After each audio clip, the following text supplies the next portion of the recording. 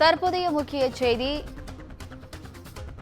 வேங்கிவயல் குடிநீர் தொட்டியில் மனித கழிவு கலக்கப்பட்ட வழக்கை சிபிஐக்கு மாற்றக் கோரிய மனு தொடர்பாக ஜனவரி 23 விசாரணை நடைபெறும் என்று அறிவிக்கப்பட்டுள்ளது.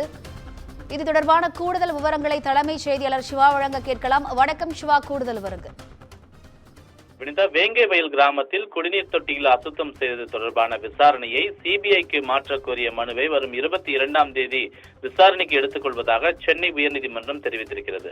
புதுக்கோட்டை மாவட்டம் வேங்கவயல் கிராமத்தில் கடந்த 2022ஆம் ஆண்டு டிசம்பர் 26ஆம் தேதி அங்கிருந்த குடிநீர் தொட்டியில் அசுத்தம் செய்யப்பட்டதாக புகார் எழுந்தது.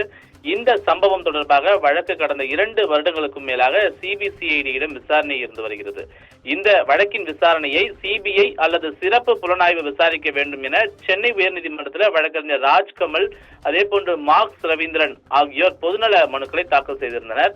இந்த வழக்கை விசாரித்த சென்னை உயர்நீதிமன்றம் 3 மாதங்களுக்குள் விசாரணை செய்து முடிக்க வேண்டும் என சிபிசிஐடிக்கு ஒரு உத்தரவை பிறப்பித்திருந்தது. இந்த வழக்குகள் அதன்பின் விசாரணைக்கு பட்டியலிடப்படாமல் நீண்ட நாட்களாக நிலுவையில் இருந்து வந்தது. இந்த நிலையில்தான் இந்த பொதுநல மனுக்களை விசாரிக்க வேண்டும் என அரசு வழக்கறிஞர் இன்று தலைமை நீதிபதி அமர்வுல முறையிட்டிருந்தார். இதை ஏற்ற தலைமை நீதிபதி அமர்வு வழக்குகளை வரும் 23ஆம் தேதி விசாரணைக்கு பட்டியலிட எடுத்துக் கொள்கிறோம் என்று குறிப்பிட்டு இந்த வழக்கை தற்போது ஒத்திவைத்திருக்கிறார்கள். வினிதா, விவரங்களுக்கு நன்றி சிவா.